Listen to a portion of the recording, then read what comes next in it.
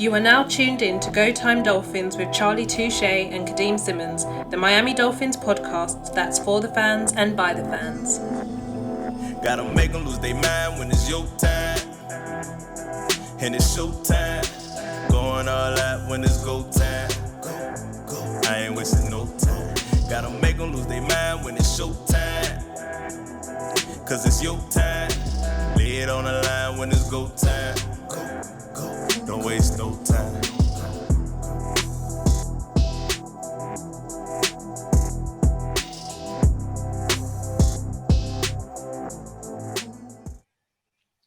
It is a big week over here at Go Time Dolphins. It's essentially birthday week. And I saw this video which reminded me of you, Mr. Charlie Touche, and the conversation we had the other day about do I sing the other happy birthday song. So I'll tell the story very quick.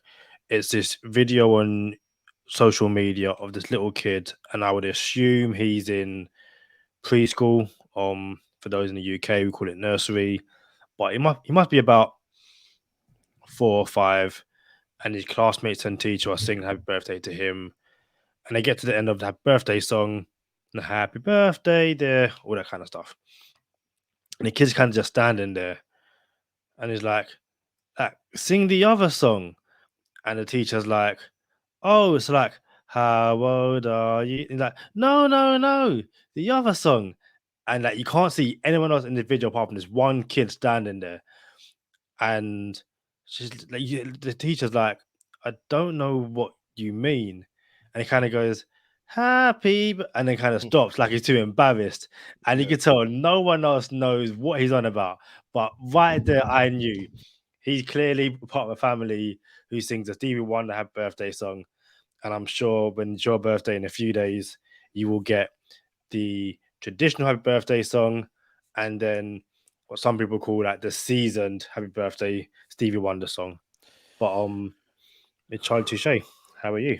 Yeah, man. I mean, I appreciate that. Birthday coming up, big week. I'm not huge on birthdays, but there's a lot of birthdays in February. A lot of birthdays in February.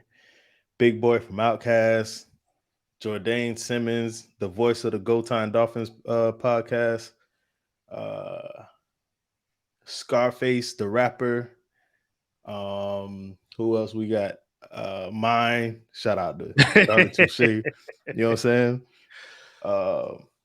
But today, while we're recording, is Bob Marley's birthday. Like, bro.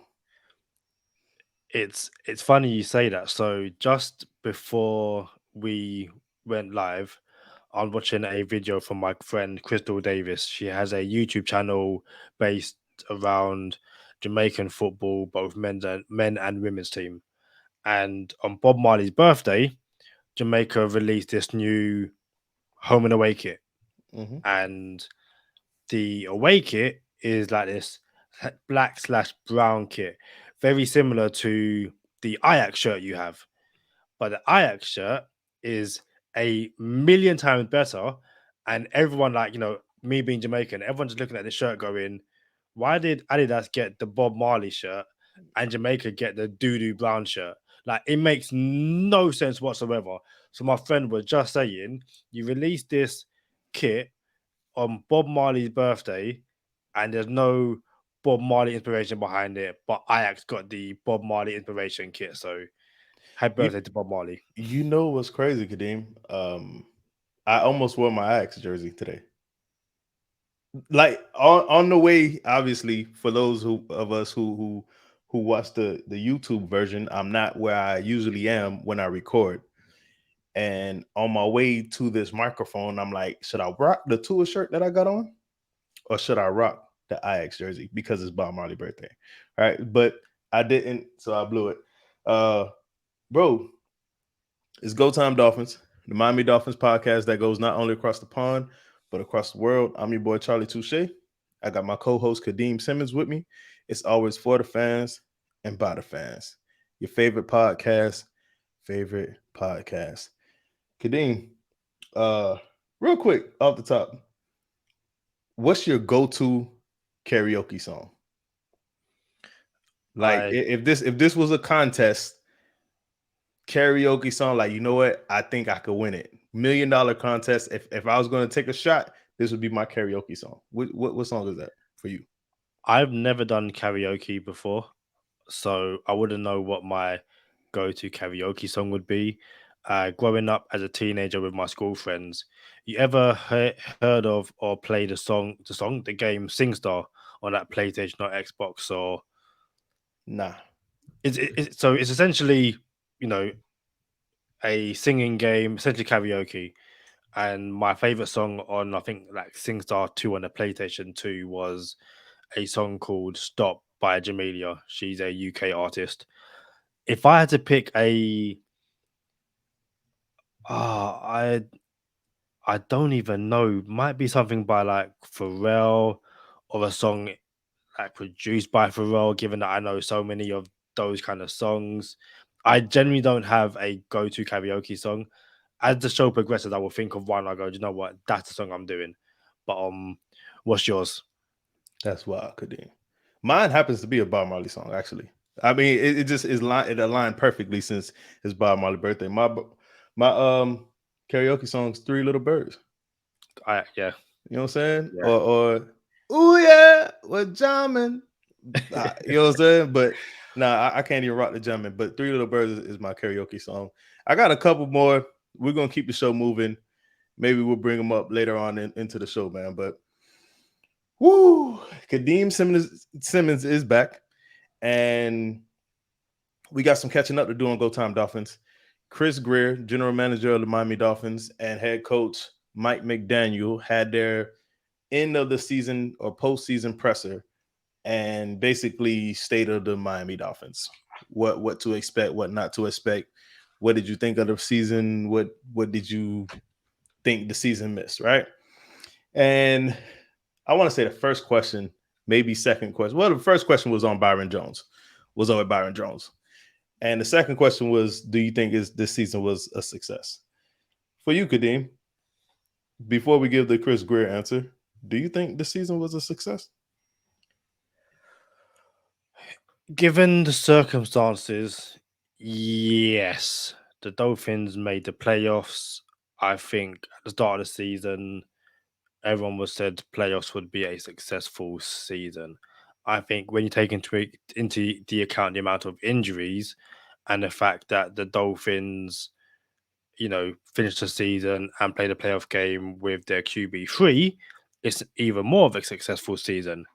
However, and I'm not trying to sit on the fence or anything, but when the team are at 1.8-3 and everyone's talking first round bye, and I don't want to say sneak into the playoffs, but you essentially make it down to a last second field goal kick in the final week of the season, then that's not really a success. So I'm going to say yes, it's a successful season, but there's a massive asterisk next to it.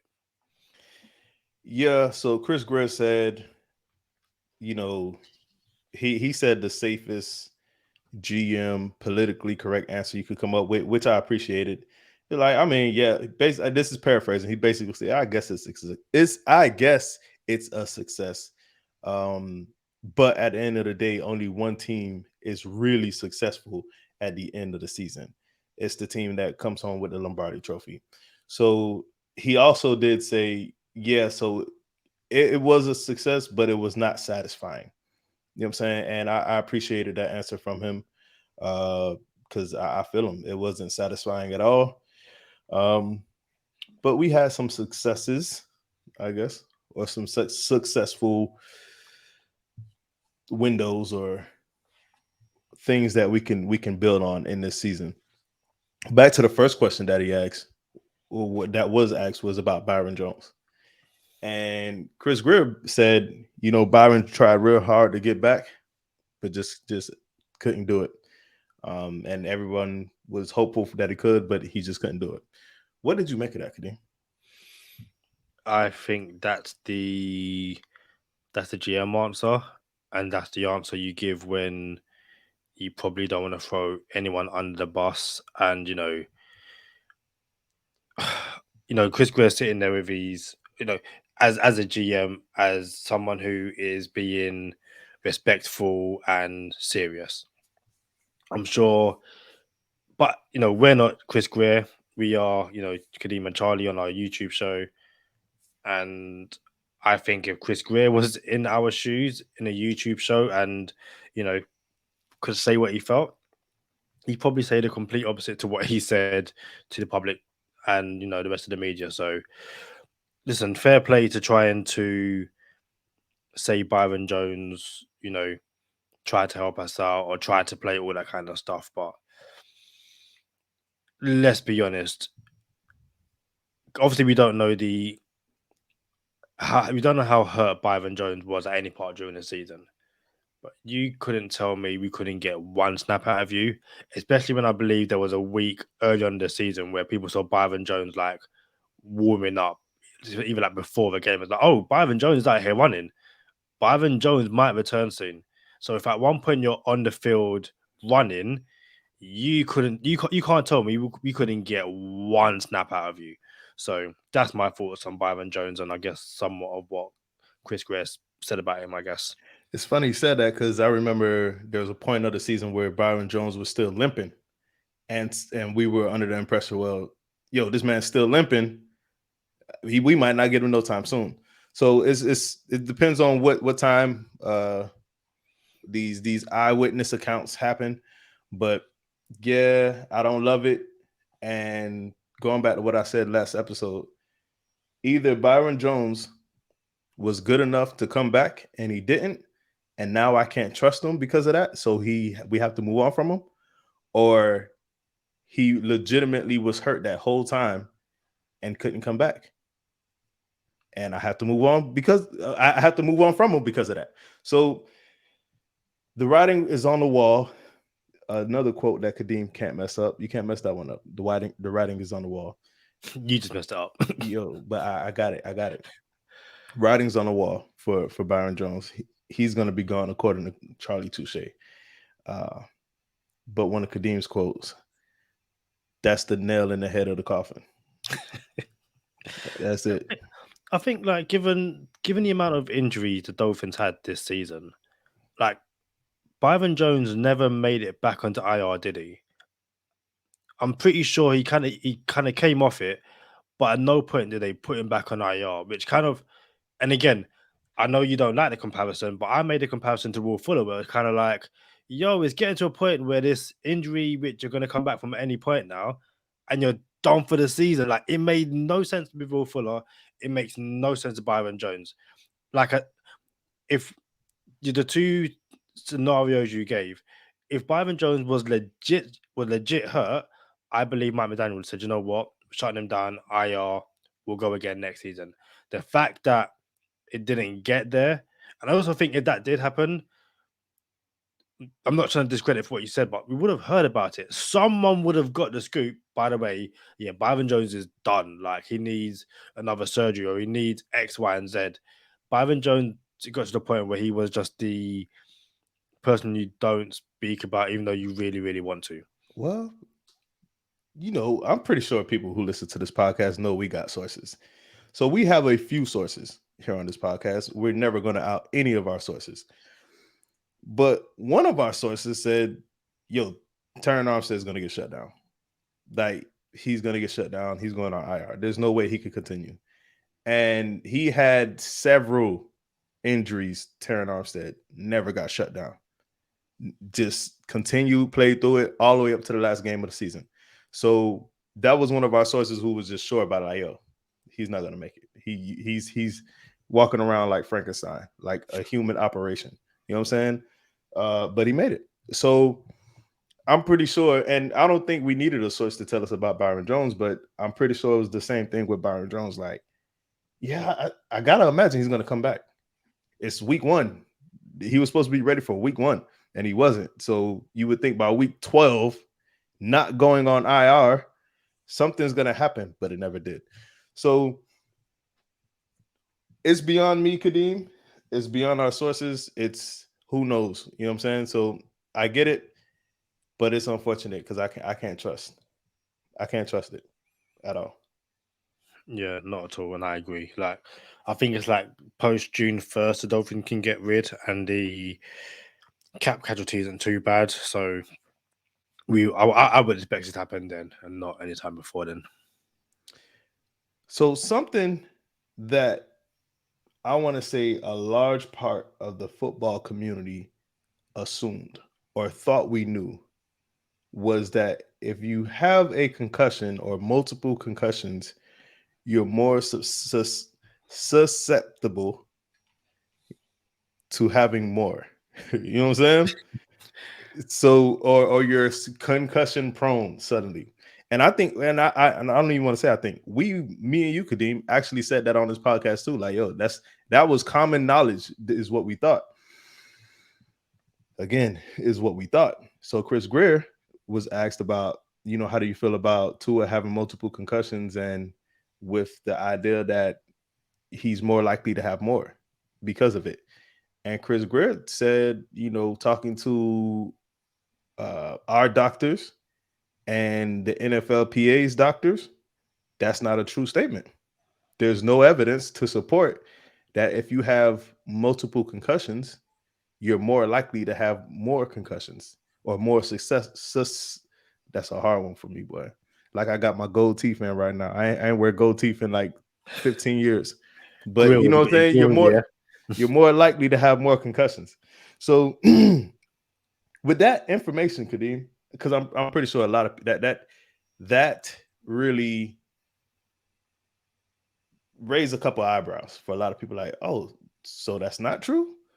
So what is it? Because we're hearing a lot of things about concussions, and even doctors don't know everything about concussions. So I can understand how we're getting mixed messages. What you think? You just hit the nail with the head of the coffin. Like, there's so much about concussions that we don't know, and I really don't want to get into a conspiracy theory or anything like that. But judging by social media and judging by people who I thought were, if watching on YouTube, I've got air quotes, experts in football, everyone became a doctor this season. But everyone became a doctor when it came time to discuss Tua's concussions. When other players got concussions, because concussions are somewhat common in the NFL, people were silent. Silent. We broke up. We brought up the Devontae Parker concussion, which was horrific. Horrific what happened to Devontae Parker. There was no talk about should he return, should he retire, is he risking his health and stuff like that. So the fact that Chris Grier says that, according to what the doctors and consultants and he says, NFLPA and the NFL Players Association, the fact that it's not a true statement that if you suffer one concussion, you're more likely to have another one, changes so much. Doesn't mean that in a few months' time, another doctor is going to say, by the way, no, if you suffer one concussion for in the space of a month, you're much more likely to, to suffer another one. The thing with brain injury, concussions, no two are the same. So you can understand them saying, well, yeah, you suffer one concussion. It might be a slight concussion, but it's a concussion. You're not more likely to suffer another one. It's a very difficult situation. It was definitely eye-opening to what Chris Grier said. And yeah, I'm sure there'll be so many more conversations during the offseason about Tua's alleged concussion proneness, I guess. I'm not gonna lie, it was news to me. Now, I don't pretend to be a doctor, but the Buffalo hit, and we're just gonna call it the Buffalo hit because it wasn't considered a concussion by professionals. The Buffalo hit, to the naked eye of the novice, for myself, was a concussion, bro. And I think we both sat here on this podcast and said we both think that's a concussion, right? And then we also said he should not play the next game because we think that's a concussion. So we're not going to backpedal. I'm not backpedaling. I'm not going to pretend like I didn't say something either. But at the same time, like, bro, if that's not a concussion, and he displays ataxia, which is the wobbly, can't really find his legs type thing. If that's not a concussion, then I have to reevaluate some things of what I think a concussion is or isn't. But we don't have to go there. We ain't got enough time to go there. That being said, if you suffer what we thought was common knowledge, a couple concussions, you're more likely to have another one, or more likely than others to have another one, as what we should say. If that's not true either, I don't know what is true anymore about what we believe concussions are. I'm gonna be real with you, because we had that conversation, not to go too far with concussions, but we had a conversation of, if I get a little dazed, is that concussions? Is that a concussion? You know what I'm saying? Well, what is a concussion? What isn't a concussion? And there's nothing good about this, but what I will say Tua has in his favor is that all 3 hits were ground induced. Every single one of them. So when I say 3 hits, I didn't say 3 concussions. All 3 hits were ground induced. The Buffalo hit, the back of his head hit the ground. The Cincinnati concussion, the back of his head hit the ground. And the Green Bay concussion, same thing. Back of his head hit the ground. Bro, that's an illegal strike in MMA. Like the most gladiator sport there is on television, you can't hit someone in the back of the head. So for Tua to have 3 concussions where he hit the back of his head, 2 concussions where he hit the back of his head, and a third where he displayed ataxia, for me, I think Mike McDaniel said it best. He said, McDaniel, we're going to approach this thing like a young quarterback who doesn't know how to slide. Meaning, hey, if you're getting concussions because your head is hitting the ground, we need to adjust some things in your game, as opposed to, it's not, he ran over Michael Carter, took that hit against Pittsburgh, ill-advised, that we didn't want to see him hit, but he still took the hit for himself. Like, I need to find out. Like, I understand y'all care about me, but this is me and I need to find out. So again, all 3 were ground induced, but when he hits people, there's no problem. So that's, in my opinion, that's what he has in his favor. And in a weird way, I feel better about that. You know what I'm saying? Because I kind of feel like it can be prevented. So you have that camp that says Tua is injury prone, or he needs to show that he can be durable. And my pushback is, well, he didn't get hurt this year. Not even a little bit. He never got hurt this year, but he did have the concussions. So for someone on my side of the fence, it's like, I don't think he's quote unquote injury prone, and I think he can be durable. And what I have in my favor is, well, now that we've seen the worst, you got to get rid of the ball. You can't hit the ground. You know what I'm saying? And I think that could be worked on. I think what's interesting and what worries me is that there's some things you just can't stop yourself from happening. And I think the Buffalo hit didn't he like throw the ball away in terms of like a completion or incomplete pass? It doesn't matter what happens to the ball after, but you see it quite a lot where the quarterback standing there, throws it, and defender comes and kind of just pushes you because they've got there, but they can't tackle you. So it's kind of like, hey, we've met, push, there you go. And if you get that push and you're not kind of paying attention, it will take you by surprise, which means you'll stumble back and you'll fall over. And when that happens, if he falls and hits his head, you can't prevent that. There's nothing you can do unless you have, and I'm genuinely not trying to make light of a very serious situation, but unless like a airbag comes out or anything like that, what do you do to stop those, I guess, bang NFL plays from happening? Now we can talk about how certain quarterbacks are a lot more protected, and if you even touch them, it's a flag.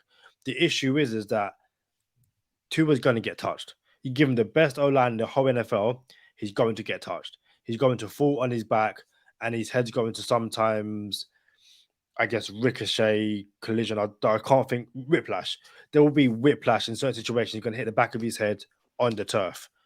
how do you prevent him from suffering a concussion? Mike McDaniel spoke about, or was asked about a particular helmet or anything like that. I know that the Dolphins will spend a lot of hours over the next few months about how best to protect Tua as best as possible. But yeah, my worry is that you can't protect him fully, if that makes sense. Well, what you said about whiplash, I'll push back a little bit because whiplash is, that act. Yeah. Now, if he does hit his head in the act of whiplash, if he does not hit his head in the act of whiplash, there's a whole different story. But my statement still remains true that it's just that strip in the back of the head that, bro, boxers have died, passed away, deceased, like have passed because of those type of punches in the ring, and they were illegal then. They're still illegal now. Sometimes a couple slip through, and in some cases, you had people die in combat sports because of that hit. So for all three of his concussions to be Two, thank you. For all of his concussions to be in the same, to take place in the same manner. Again, not the best word I could use, but it gives me hope that, all right, bro, you got to try not to fall on your back of your head, which no one really does that much anyway. So you're not supposed to be falling on the back of your head anyway. But when you do, you have to be cognizant of this. Like, all right, we got to figure this thing out. But not to go too long on that. What else did you take from the conference, Kadeem? So there was quite a lot. The one interesting thing, which there's a few interesting things. Staying on Tua, talking about is Tua the starter next year or something like that. And Chris Grier was like, I don't know how many more times I can say it. Essentially, Tua the starter next year. So, and it's a thing which just isn't going to go away. Colin the Clown went on his show and said that with the Jets being the Jets and the Patriots being the Patriots and the Bills being the Bills, the Dolphins, can win the AFC East next year if you get Aaron Rodgers. And they done a mock-up of Rodgers in the number 8 Dolphins throwback jersey. And friend of the podcast, Javon Holland, was like, he ain't getting my number. Like, I don't know what you guys are thinking about bringing Rodgers to Miami. So that was quite interesting. What he said about Mike Gesicki, essentially alluded to, yeah, he's leaving. He deserves a chance to leave and test free agency. But we wish him all the best, and is what it is. What did you make of him talking about Mike Gesicki? When you were on your 3-hour tour, Mike Gesicki posted on IG, and the GTD social media team was all over it. Shout out to them boys. They shared a clip of Mike Gesicki with Durham Smythe on Fort Lauderdale Beach. And Mike Gesicki has been spotted on Fort Lauderdale Beach quite a bit. He may live out there. I don't know. Hope we not giving out no addresses. But and it was him and Durham. If you know Mike Gesicki, you know they're best friends. Durham Smythe is Mike Gesicki's best friend. And Durham shared a post on IG, and basically what is equivalent to a quote tweet. Mike Gesicki shared it and put his own words on it as well. And when Mike Gesicki shared it, Mike Gesicki text on the picture and said, I can't remember it. I didn't know we're going here, but paraphrasing is like, whether it's here or somewhere else, I'm ready for the next whatever's next. But me and Durham always gonna be me and Durham, basically. You know what I'm saying? And it's crazy because he was the one like leading the charge to re-sign Durham Smythe to the Dolphins last year. And he broke the news that Durham got the contract. So it's crazy that he may leave, but Durham may stay. And he seen the shout out to Wolf. Surfer Wolf does all of our reels at Go Time Dolphins. If you've seen any of the reels that we share, Wolf did it. And Mike Gesicki seen the reel that we did of Mike Gesicki. I thought it was pretty dope. But yeah, shout out to Gesicki. I think, and it was right. So the press conference happened. Grier and McDaniel said what they said, and then Gesicki said what he said on IG. So I believe that conversation was, look, bro, I know you can't be happy here with your lack of targets, and you're a football player. You're gonna want what you want, and we're happy for you. We appreciate you here in Miami. I think him and Xavier Howard now are the longest tenured Miami Dolphins. I don't think Preston Williams is gone. Who else is gone? Jason Sanders would be quite close. I would imagine, but outside of if I had a bet, I would think it's Gesicki and Howard are the longest tenured Miami Dolphins. So he'll get hit, and Parker's gone. He'll get the treatment. He'll get the Miami Dolphins social media team saying thank you to Mike Gesicki for everything in the past X amount of years. We love you. You're always a Dolphin. He'll get that treatment on his way out. Do I think there's a chance he could come back? Yes, I think there's a chance he could come back. No, it's not likely. He would have to take less than he'll have to take $10 million or less to stay a Miami Dolphin. I would not even want that for himself. You know what I'm saying? Like, bro, go get whatever you can get somewhere else. Hopefully you get more money, more targets, more touchdowns. Matter of fact, that should be your go ahead and ride out with that. That's free. More money, more targets, more touchdowns. So bear me 2 secs, just fact checking. But if I'm correct, so 2018 draft, the Dolphins selected Minka in the first round, Gesicki in the second round. No, you tripping, bro. You tripping.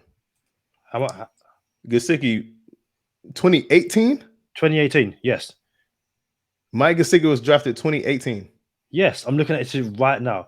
So hold up. So Minka couldn't have been drafted in 2018. You said Minka. I'm looking at the 2018 NFL. Did you mean to say draft. someone else though? Did you mean to say someone else, not Minka? Minka Fitzpatrick, pick 11, Miami Dolphins 2018 NFL draft. Bro, you smoking dope, bro. You gotta be smoking dope. You're smoking dope, but I am looking. No, bro. You know what, bro? There's no way. You know what? No, Minka Fitzpatrick. Listen, there's no way Minka Fitzpatrick and Mike Gesicki were drafted in the same draft. This is 100% my fault because I'm doing this like I can't show you what I'm looking at right now. So I apologize for giving you the information. You disagree with the information I'm giving you, but we can go through it together. So if you're watching on YouTube, you are going to see the exact same things that I'm going to see. So, yeah, as Kadeem pulls it up, stat check pulls it up. We about to find out some stuff. So I will enlarge it.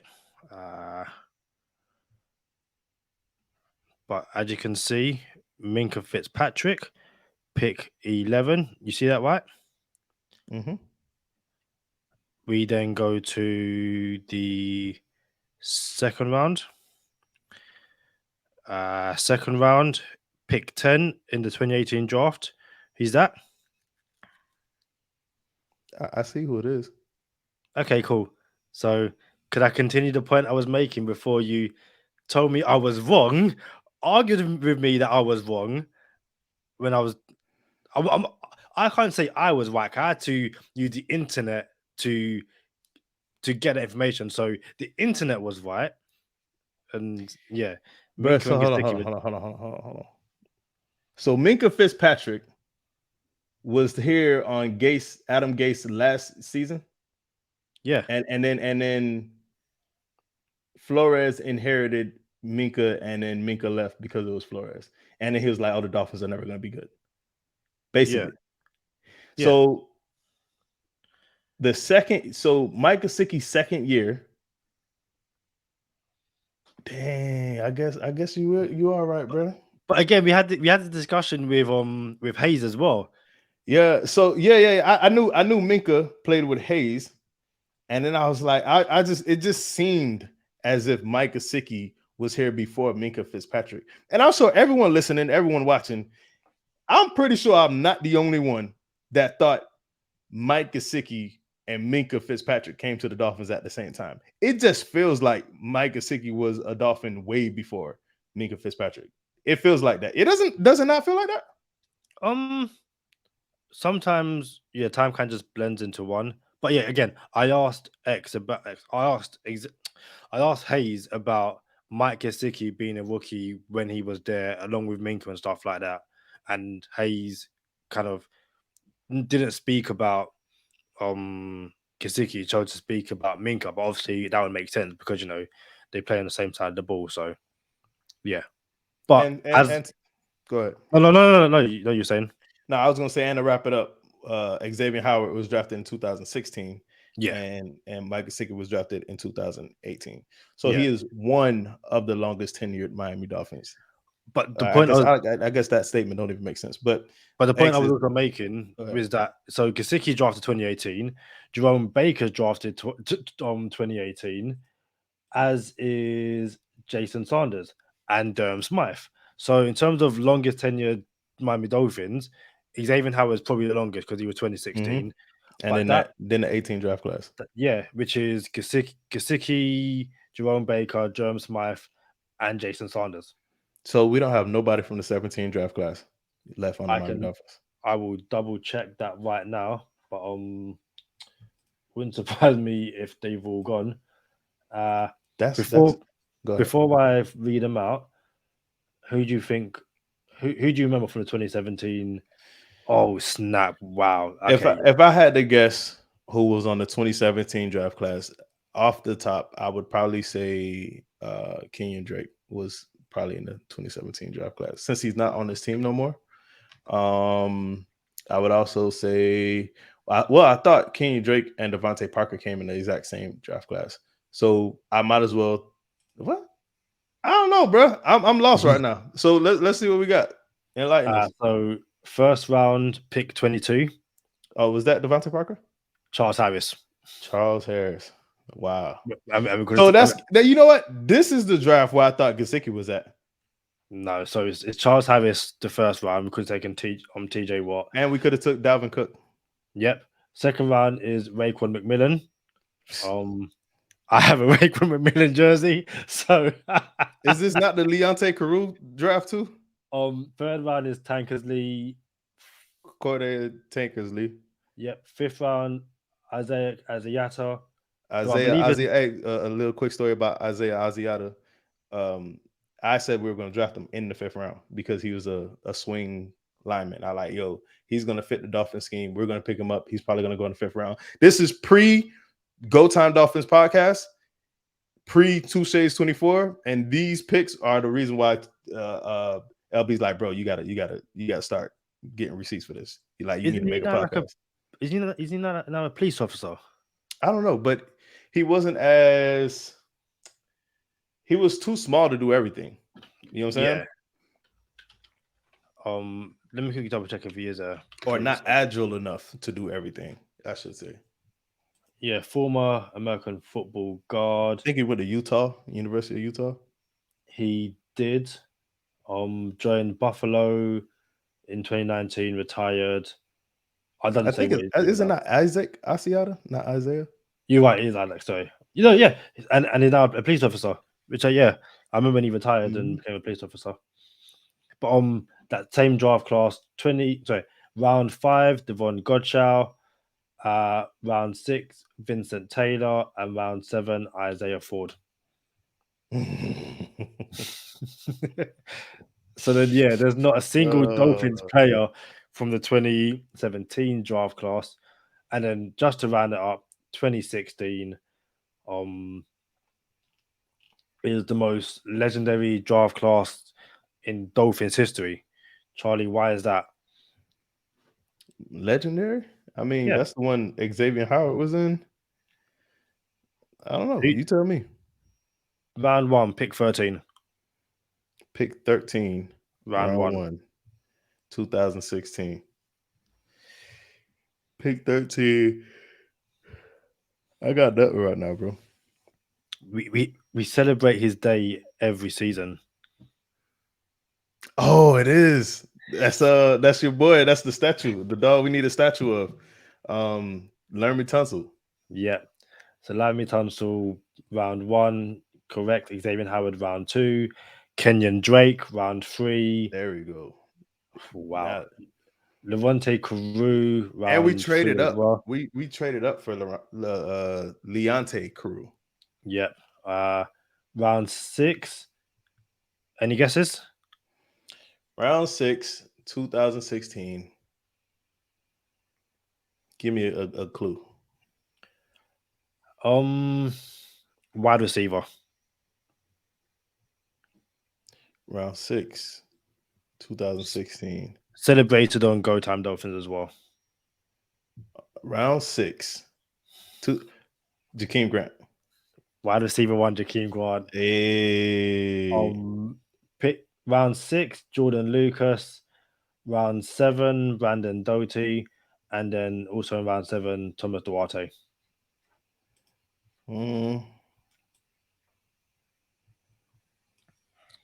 Man. That's bro. If you just that's wild. And yeah, that must be the last time that. So yeah, Xavier Howard must be the longest tenured Dolphin because going back to 2015, Devontae Parker. Hold on. I know 15.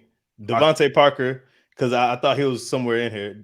We drafted Devontae Parker because we were going to draft Todd Gurley, and the whole draft room bust out in tears almost when he was drafted right before us. So our second choice was Devontae Parker.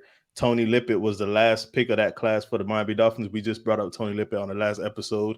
Bobby McCain was in that class. There's one more person. Oh, matter of fact, Go Time Dolphins, the Miami Dolphins podcast that goes not only across the pond, but across the world. Jay Ajayi was in that draft class. And that was another draft that I was like, yo, Jay Ajayi got like one contract, 1 year, his rookie contract, and then he has to go. Them knees ain't gonna hold up. And then I told that to LB, and LB was like, bro. And me as well. I tell you that? Because it's one of the first things I ever remember us talking about just over WhatsApp. You was like, yo, I know you're from the UK, but just to tell you, your boy JJ is not getting a contract in Miami because those knees are finished. I was like, no, he's good. Like, do those 200-yard games and look at him now. And then I'm like, yo, this is the sell high window. And then Gase actually shipped him out, and everybody was mad at Gase, and then he never did anything ever again. Although he won a Super Bowl with Philly. But yeah, man. Let's get the train back on the tracks, Kadeem. So go ahead. I was just gonna say we just had a long discussion about the draft, and the drafts came up in the press conference, kind of talking about, and we double checked. I want to get the question right. Chris Grier has asked, how extensive will your research be this offseason, getting ready to find those diamond top players in the draft? Listen. Say that again? How extensive will your research be this offseason, getting ready to find those diamond top players in the draft? Okay. Now, yes, we traded away 1 first-round pick for Bradley Chubb. The Dolphins should have had another first-round pick. We don't. I'm annoyed by it. I'll be annoyed by it for years because Chris Grier done all that hard work to, give us multiple picks, in the first round, and Stephen Ross wants to play back alley conversations and lose draft picks, But yeah, what did you make of the answer of Chris Grier gave? I can obviously say it beforehand if you want, if that's easier for you, but remind the people. So he essentially says, it's the same process they always have, regardless of how many picks, because you have to be ready for every scenario.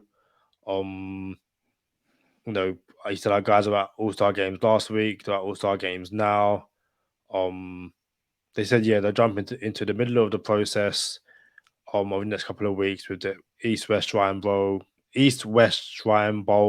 Senior Bowl, and stuff. So yeah, just they'll look at every single player and I guess plan for every single scenario. That's his job. This is a big part of where Chris Grier makes it happen. Like, hey, you got to be ready, even though you don't have a pick in the draft. When someone calls you on the phone and says, "Hey, we're trying to move back. We didn't get our guy. Do you want to move up to get something?" And Chris Grier has to be ready to be like, "As a matter of fact, we do." You know what I'm saying? Or as a matter of fact, we don't.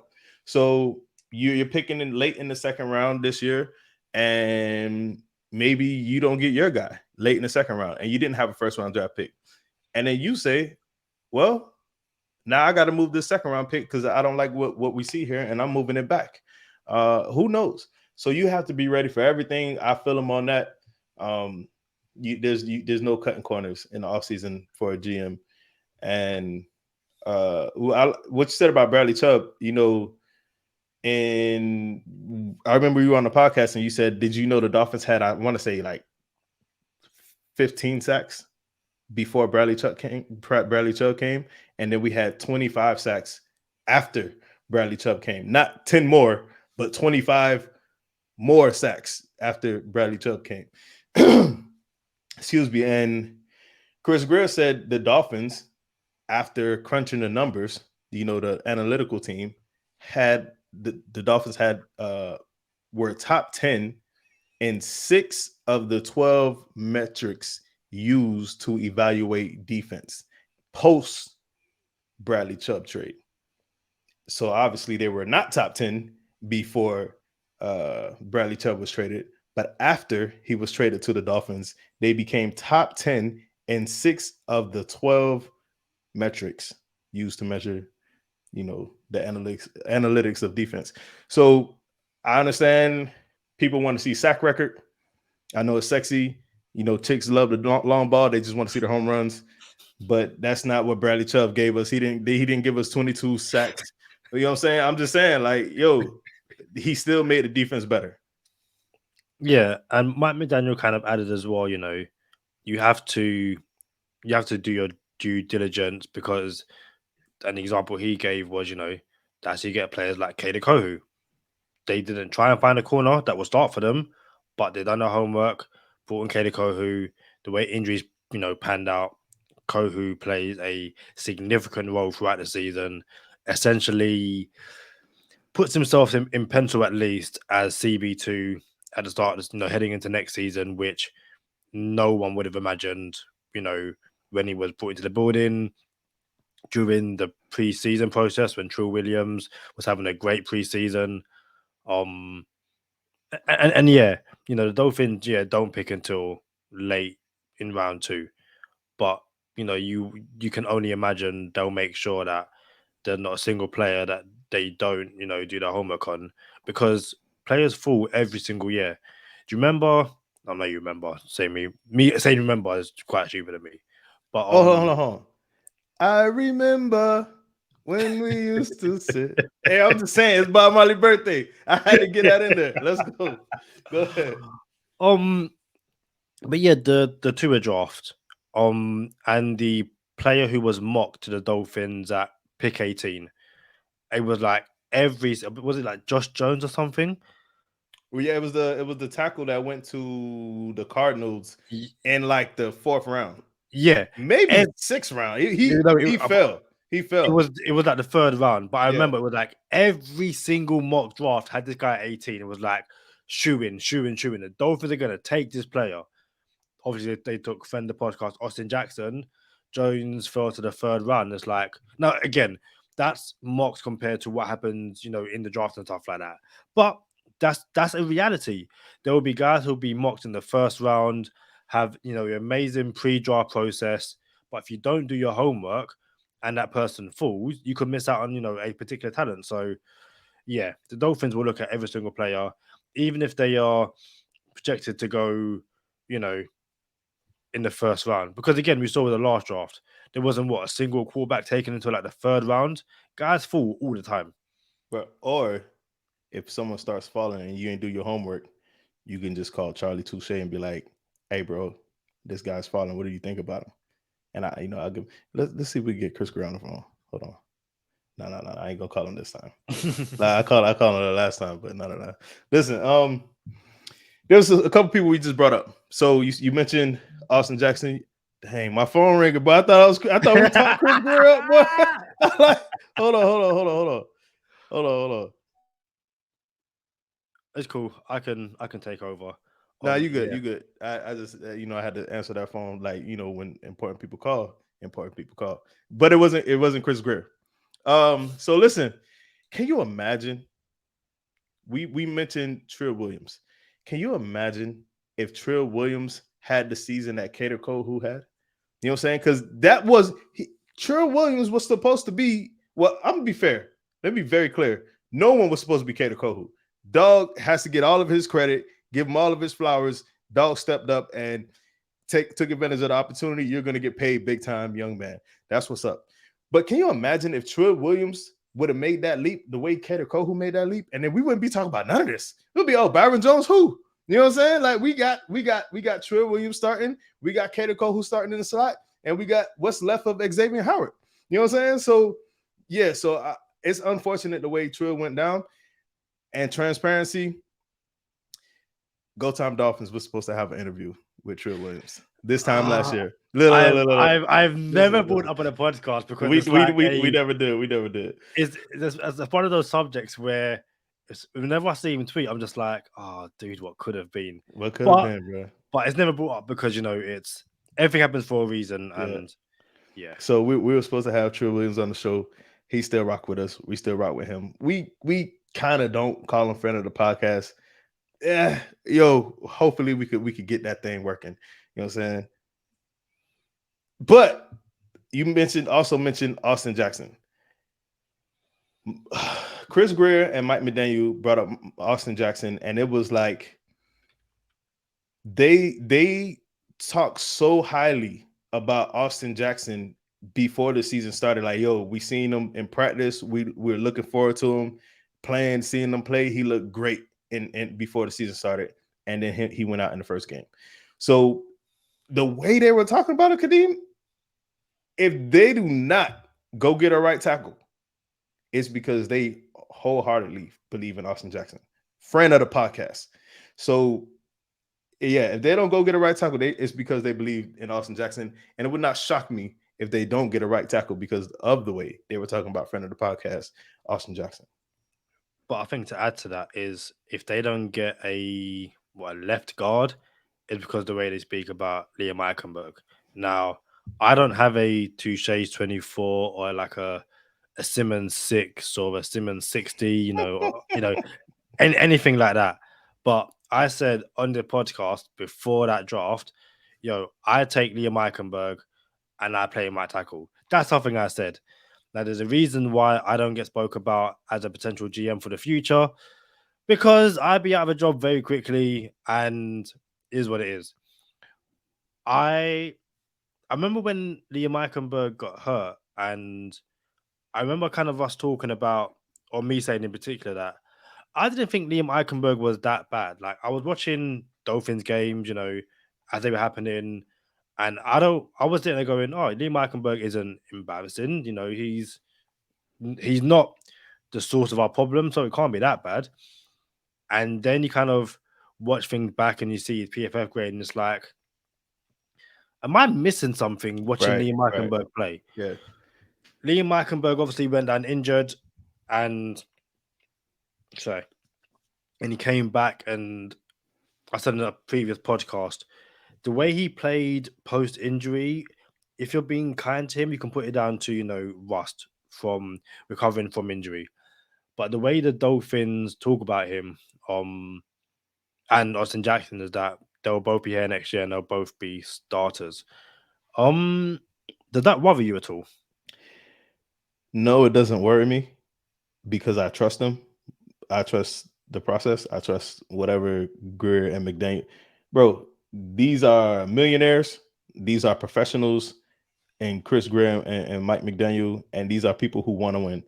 So the fact that they're putting their career on the line, I'll take it. but it doesn't mean I have to agree, because I think Austin Jackson can be solid, and I do not think Liam Eichenberg can be solid.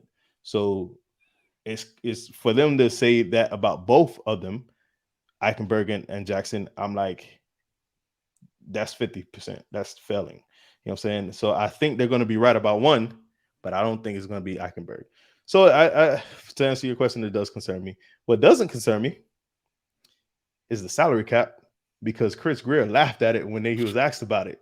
He was literally, yo, I wish I had my conductor's hat, but this man said he laughed when he was asked about the salary cap and said, listen, the cap number is not going to be what it is now when it's time to start making moves. Just know I'm going to get us right.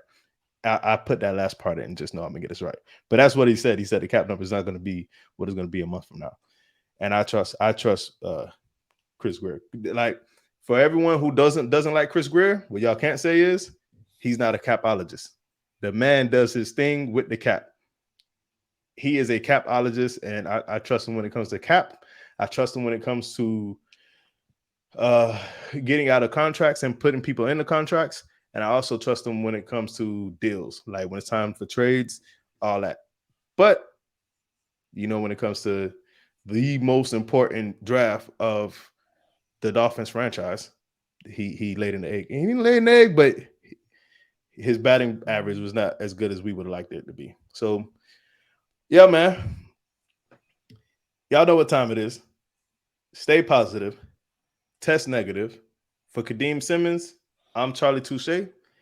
Thank you for tuning in this time. Make sure you catch us next time on Go Time. Already. Gotta make them lose their mind when it's your time. And it's show time. Going all out when it's go time. I ain't wasting no time. Gotta make them lose their mind when it's show time.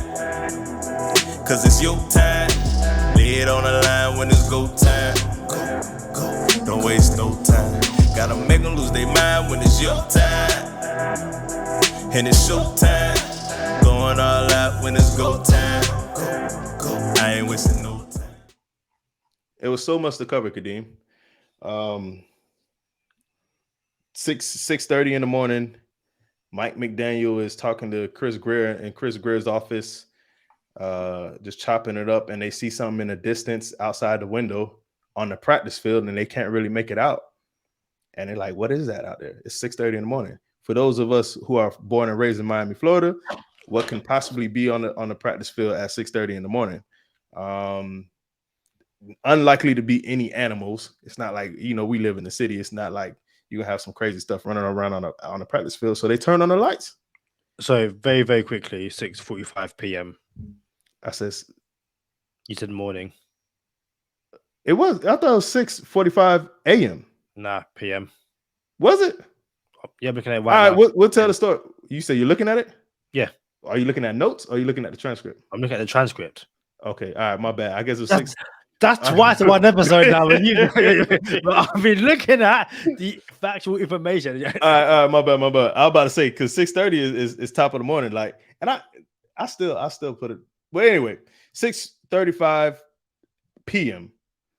Practice has been long over. And they turn on the lights like, yo, what is on the field? Can't figure it out. What is that? And it's Christian Wilkins still on the field. In the dark, no lights, practicing by himself. For my dollar, he was just trying to get that contract. Like, yo. For my dollar, he was like, yo, I want somebody to see me. Yo, they need to see I'm out here. I'm working. I doubt once he gets that contract, he'll be there that late. But what did you make of that?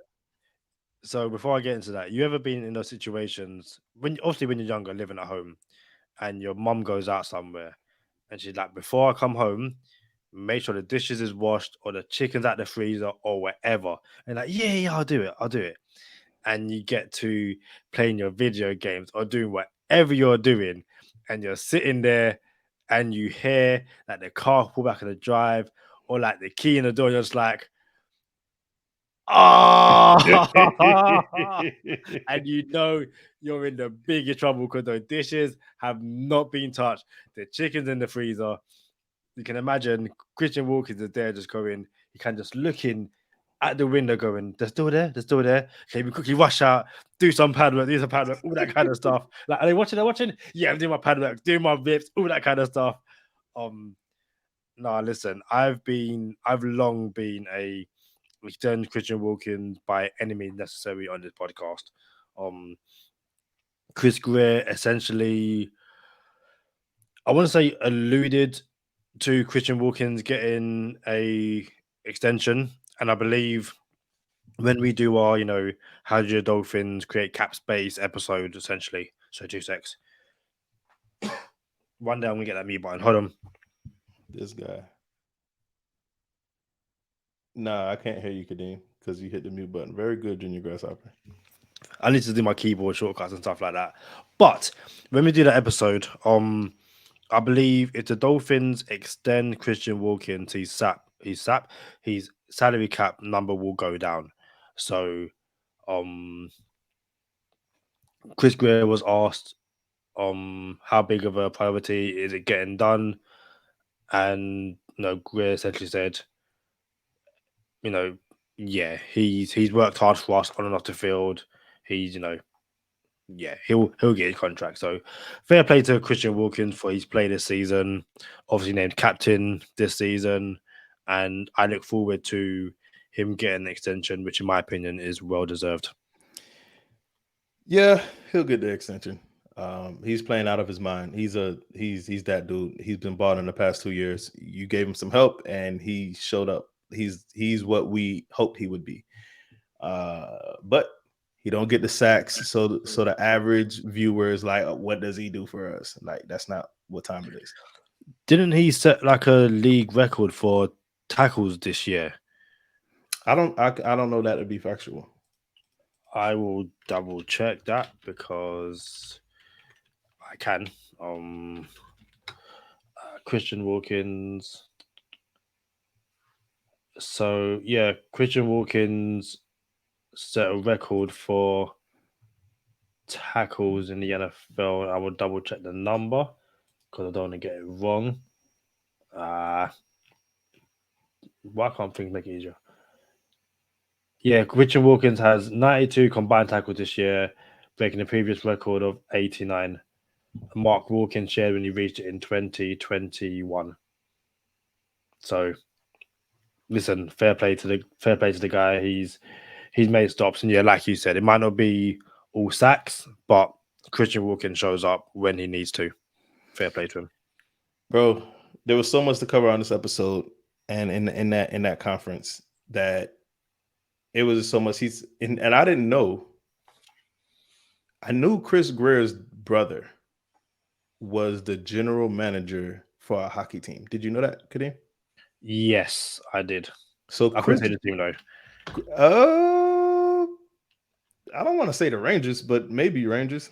I could be completely wrong. I'm pretty sure I'm wrong about that. But I know his brother is the general manager. Chris Grier's brother is the general manager of a hockey team. I just don't remember what hockey team it is. But I didn't know Chris Grier's dad drafted Curtis Martin. And I don't know how factual this is. And maybe he was just talking out, I'll give you the exact quote and then you guys could pick it apart. Chris Grier was basically talking about Raheem Mostert and Teron Armstead having previous injury issues and history of being hurt. And someone asked him about it, and it was like, "Yo, you can't be scared in this industry. Everyone's gonna get hurt. It is what it is." It's like, my dad drafted Curtis Martin. Shout out to Curtis Martin. I want to say a teenager, bro, but maybe I wasn't a teenager. You know what? I was in my early 20s. It was like, I think I was 21, 22 years old. And the Super Bowl was on. It was Sunday during the Super Bowl Sunday. I was in Aventura Mall. Shout out to Aventura Mall. Everybody in Miami knows where Aventura Mall is. I was 21 or 22 years old in Aventura Mall on Super Bowl Sunday. about to catch the bus, because at this time I lived in Aventura with a couple of my homies crammed up like in this apartment. And I was going through Aventura Mall to get to the bus station. And I seen Curtis Martin in the mall. I'm like, bro, the Super Bowl is on today. Like, you not at some like Super Bowl party or something? You know what I'm saying? Like in my head. And I seen he was walking by himself. He had like a t-shirt on, like a regular plain. It looked like a blue tee. Who wears plain blue tees, right? So if you're, I'm about to say millionaire, but I guess a lot of them do it because they, whatever, they ain't on like that. So here goes this football player just wearing a blue tee and regular jeans. He did not look like anyone of note. And he was walking by himself. And not only was he walking by himself, Kadeem, you know how it's the mall kind of crowded and you got to dodge and bob through the crowd of people. He was like off to the side on the wall, just getting skinny on the wall, trying to walk past people. Like, and I seen him and I looked at him like with the squinting eyes like this. If you're watching on YouTube, I'm like, and then he looked at me like this, like, don't recognize me. You know what I'm saying? I'm like, bro, you Curtis Martin. I didn't say it, but I just kept pushing. I'm like, bro, that was Curtis Martin. It was the oddest thing. You know what I'm saying? He wasn't the biggest person in the world either. So apparently, Chris Grier's dad drafted him. And Chris Grier says, yeah, my people told my dad not to draft Curtis Martin. And because he never finished the game in college. But then my bad. Never finished the season in college, but didn't ever miss a game or finish every season. He finished every season in football and in the pros, or finish every game. I don't know, in the pros. So I'm like, dang, that's crazy. One, just the idea of never finishing the season in college and then coming in and never missing in the pros. And then two, that his dad was the one who drafted him. So shout out to the Grier family. Y'all boys is cool. I think Grier gets too much, but yeah, man. What you make of that? Yeah, it's just really interesting. And again, you can have the most again, we discussed this the other day. How the Dolphins had Ryan Tannehill, who could not get injured at all. Him as much as he want, could not get injured. Then got one injury, and that was it. So, you can't not draft or sign someone because they're injury prone. Can you be smart about it? Yeah. But, if the talent is there, go and get that person. You might not pay them, so much money because they have a history of injuries, but, so be it. You do what you got to do. And, yes, Armstead and Mose don't miss time, but when they were healthy, they were genuine difference makers for this team. So for sure, we'd like to think that they were good gets by Miami in the offseason. Last thing I'll add was Chris Grier mentioned Channing Tindall by name. Like, out of all the people we could have talked about, he brings up Channing Tindall. That tells me that Duke Riley and Andrew Van Ginkel on contract years, one is not coming back. Maybe both aren't coming back. And Channing Tindall is going to get a lot of play time next year. And that's like the Myles Gaskin sit out a year, watch how to become a pro year. To be fair, he did mention Duke Riley as well. Yeah, he mentioned it, but I'm talking about. I feel like he went out of his way to mention. Channing Tindall. But yeah, Tindall, Eric Ezukanma, you would like to think they see significant snaps next year, simply because they can't really regress in terms of their snaps given how little they played this year. But Tindall was seeing what it's like to be an NFL pro, and Eric Ezukanma has seen that. Hey, you can go down the field and catch 1-on-1 balls out of the air, but if you can't run block, or if you can't do a certain thing in this offensive scheme, you will spend a lot of weeks on the sidelines watching on as others, Trent Sherfield, just to name someone, get significant snaps in the NFL. You came up with your karaoke song yet? I'm going to be somewhat controversial. Probably Michael Jackson, Off the Wall. That's controversial? People, Michael Jackson as a whole is probably controversial. But yeah, I guess that'll be a debate on a different podcast. But yeah. yo, it's Bob Marley's birthday. You beat me in paper, scissors, rock, right? Or if I was from East London, you Don't beat say me it. in. No. I would not say that. I would not say what you said because we're still not sure. But Although Hannah Montana said the exact same thing as well. She called it that. Bro, y'all from the same street, mate. Yeah. But anyway, I think I'm gonna win this game, so I had to create a game for me to win, get this W. We're gonna go Bob Marley song for Bob Marley song. I'll let you go first. Oh snap! Let's get it. Jamming. Bob Marley's birthday. We're gonna close the podcast with this one. What you got? Hey! Don't be messing with the mouse and the keyboard. I said jamming. I literally said one straight away. Jamming. Nah, but it looked like your hands was working over there. I've been playing with so this. Jamming. All right, I'm going One Love. Three Little Birds. War. And I'm out. Like I'm out. It's one of those things where if it wasn't like live, I could probably name a few more Bob Marley songs, but off the top of my head, like nah. Is This Love? No Woman, No Cry. Yeah, see, like Easy Skanking, Natural Mystic, Africa Unite. All right, my bad. No, it's fine. I could keep going, but go ahead. No, I'll end on this. Not only is it Bob Marley's birthday, but a year ago today, the Dolphins named Mike McDaniel as the head coach. So, you know. Oh yeah. Yeah. Hold on. Yeah, I know you thought you were in it, but I actually have the book here again. And like 2 episodes ago, I showed this book. It was Bob Marley and Me by Don Taylor. Don Taylor was Bob Marley's manager back in the day. And this book, someone gave me this book in high school back in the day. Like, I don't know, 20 years ago. It's maybe more than 20, I ain't gonna lie. But they gave me this book and they're like, bro, you gotta read this, bruv. He said, yo, you gotta read this book. You know what I'm saying? And well, actually, not this exact book, but he gave me his book, and it was this book. So I had to buy this book for myself. But he let me read it. Like, yo, you gotta read this book. And I read it in like 2 days. And it basically was Don Taylor, which was his manager, telling the story of Bob Marley through the Don Taylor lens. And it is a read, bro. For anybody who is a Bob Marley fan, bro, you will enjoy this book. It's called Marley and Me by Don Taylor. It is a dope read.